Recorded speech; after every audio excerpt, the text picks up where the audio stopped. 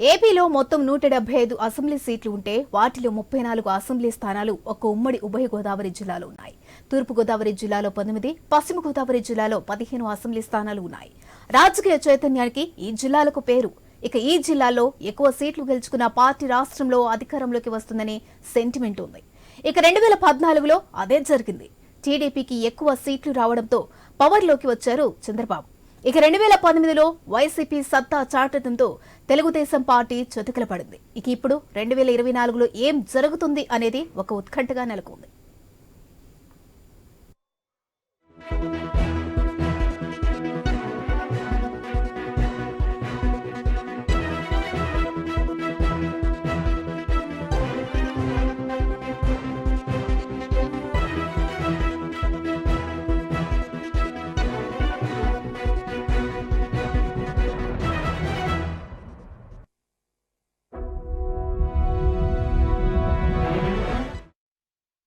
పంతొమ్మిదిలో తూర్పు గోదావరి జిల్లాలోని 19 సీట్లలో టీడీపీకి 4 స్థానాలే దక్కాయి.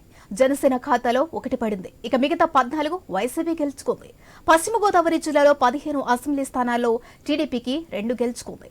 ఇక మిగతావన్నీ ఫ్యాన్ గాలిలో కొట్టుకుపోయాయి. పశ్చిమ గోదావరి జిల్లాలో పవన్ కళ్యాణ్ పోటీ చేసినా జనసేన పెద్దగా ప్రభావం చూపించలేకపోయింది. కానీ 2019 ఎన్నికలకు ఇప్పటికే చాలా మార్పు వచ్చిందనే లెక్కలో ఉంది జనసేన. టీడీపీ సైతం అదే ఆలోచన చేస్తోంది.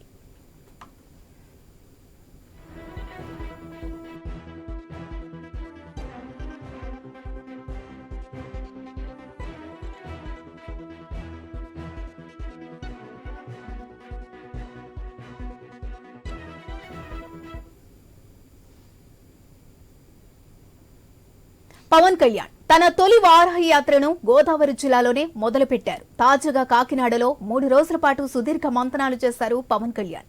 గతంలో పవన్ కళ్యాణ్ గోదావరి జిల్లాలకు వస్తే మీడియాకు గడియకు సమాచారం ఇచ్చేది జనసేన. కానీ ఈ దఫా కాకినాడలో 3 రోజుల పాటు పవన్ కళ్యాణ్ ఉన్నప్పటికీ మీడియాకు విషయాలు లీక్ కాకుండా గోప్యంగా పాటించారు. ఇక పవన్ కళ్యాణ్ రావడం, ఆ తర్వాత వెళ్లే సమయంలోనే మీడియా కెమెరాల కంటికి చిక్కారు.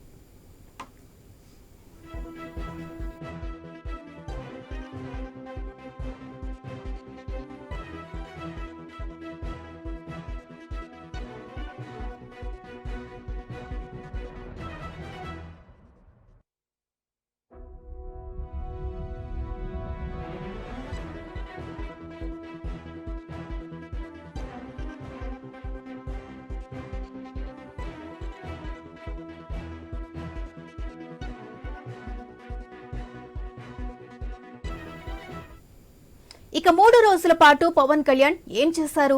కార్యకర్తలతో ఏం మాట్లాడారు?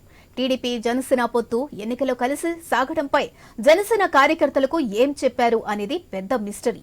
ఇక వైసీపీ జగంపేట ఎమ్మెల్యే జ్యోతుల చంటిబాబు సైతం మీడియా కంటపడకుండా బ్యాక్ డోర్ లో వెళ్లి పవన్ కళ్యాణ్ కలిసి మాట్లాడి వచ్చారు.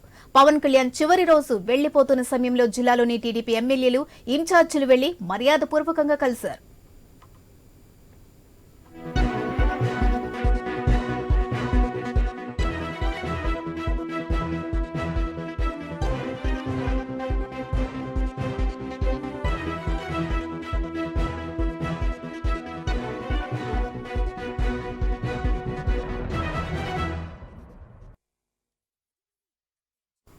ఇక ఈ 2 జిల్లాలపై టీడీపీ అధినేత ఫోకస్ కూడా ఉంది. ఇక మళ్లీ సైకిల్ ను రివ్వను కదిలించేందుకు చూస్తున్నారు చంద్రబాబు. ఇప్పుడు టీడీపీ జనసేన కలవడంతో 2 పార్టీలు గోదావరి జిల్లాలో వైసీపీని 0 చేయాలి అనే లక్ష్యంతో పావులు కదుపుతున్నాయి.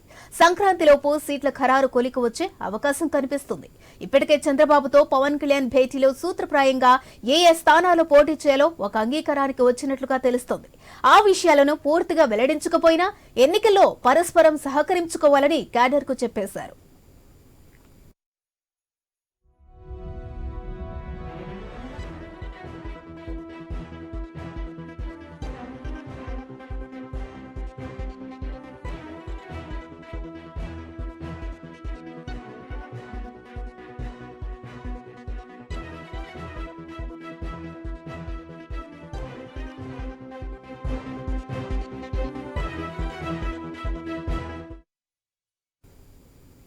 జనవరి 3న మరోసారి కాకినాడలో సమావేశాలు నిర్వహించేందుకు పవన్ కళ్యాణ్ వస్తున్నారు. ఆ సమావేశాల్లో మరింత క్లారిటీ వస్తుందని, జనసేన పోటీ చేసే స్థానాలు ఏంటో చెప్పొచ్చని అనుకుంటున్నారు.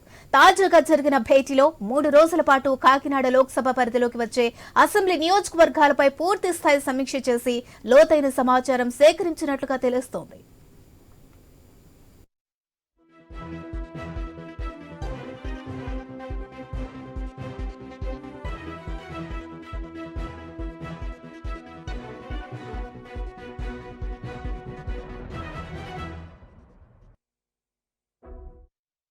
టీడీపీతో ఎందుకు పొత్తు, వారితో ఎందుకు కలిసి వెళ్లాల్సి వచ్చింది, ఎన్నికల్లో ఏ విధంగా సమన్వయం చేసుకుంటూ వెళ్లాలి అనే విషయాలను పవన్ కళ్యాణ్ సమగ్రంగా పార్టీ నేతలకు, జనసైనికులకు చెప్పేశారు. ఉభయ గోదావరి జిల్లాలో జనసేనకు పట్టు ఉందనే విషయం, ఎన్నికల్లో లభించిన ఓట్ల శాతంలోనూ ఇది ప్రతిఫలించిందని ప్రస్తావిస్తూ ఈ పొత్తుతో ఒక్క సీటులో కూడా వైకాపా గెలవకుండా టీడీపీతో కలిసి పార్టీ శ్రేణులు ప్రయాణించాలని కోరారు పవన్ కళ్యాణ్.